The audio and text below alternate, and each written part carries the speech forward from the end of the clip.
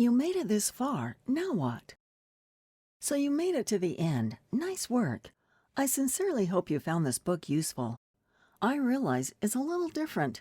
Okay, very different to the majority of diet and exercise books out there that promote extreme tactics, advise cutting out food groups, performing hours and hours of cardio, or taking fat loss pills, powders, and shakes. The thing is, as we discussed at the beginning, any methods like that just don't work long term. Sure, you lose some weight in the beginning, but your mood drops, you get hungry, tired, lethargic, cravings go through the roof, and you become miserable. You can't go out with friends, you have to eat separately to your family, your performance at work and in the gym suffers, and if you stray from your diet even slightly, you feel immense, inconsolable guilt, which then leads you to binging, and soon enough, you're into that disastrous cycle of yo-yo dieting. I'm painting a bleak picture here, but this is what it's like for many women out there, and I don't want that for you. What can you expect going forward?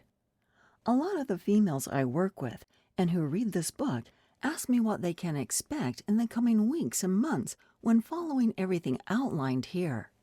Well, this is what the vast majority of women find. Week 1, your motivation levels are high and you're buzzing because you've finally found a plan that doesn't make you tired and miserable. Week 2, you're progressing well, but there's a little doubt in the back of your mind that the weight loss isn't as fast as it would be with a crash or detox diet. I say this to be 100% honest with you. As we said earlier, an extreme diet might result in 5 to 8 pounds of weight loss in the first 2 weeks, whereas here we're looking at between 2 and 5. Stick with it though. Any kind of weight loss at this stage is fantastic, especially when you consider you're not banning any foods and what you have lost is purely body fat, no muscle wastage or water loss. Week 4. You're loving it. You've lost another 2 to 3 pounds and can't believe dieting is this easy. You now see exactly why this way of doing things is so much better than a crash diet.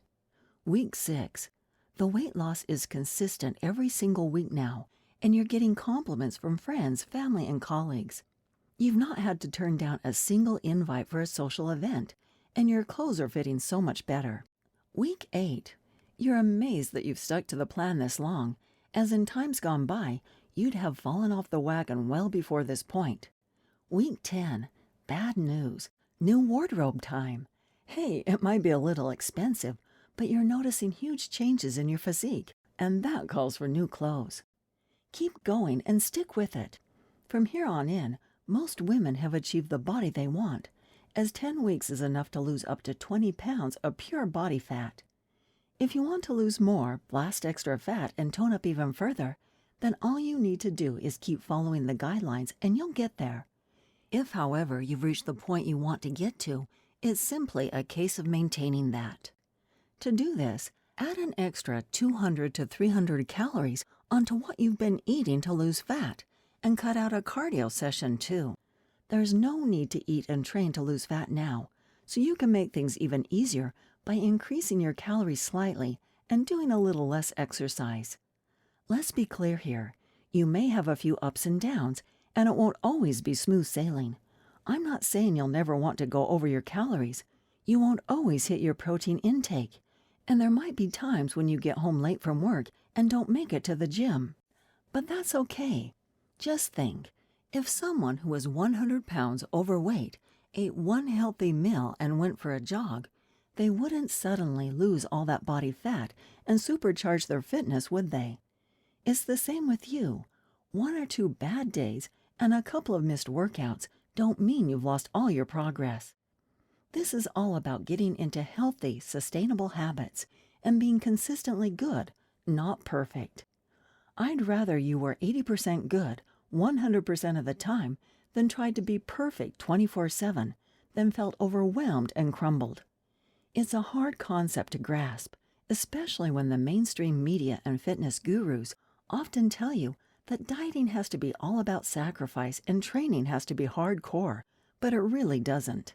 I promise you, if you follow the practices in here, stay consistent, and keep accountable, you'll get to exactly where you want to be.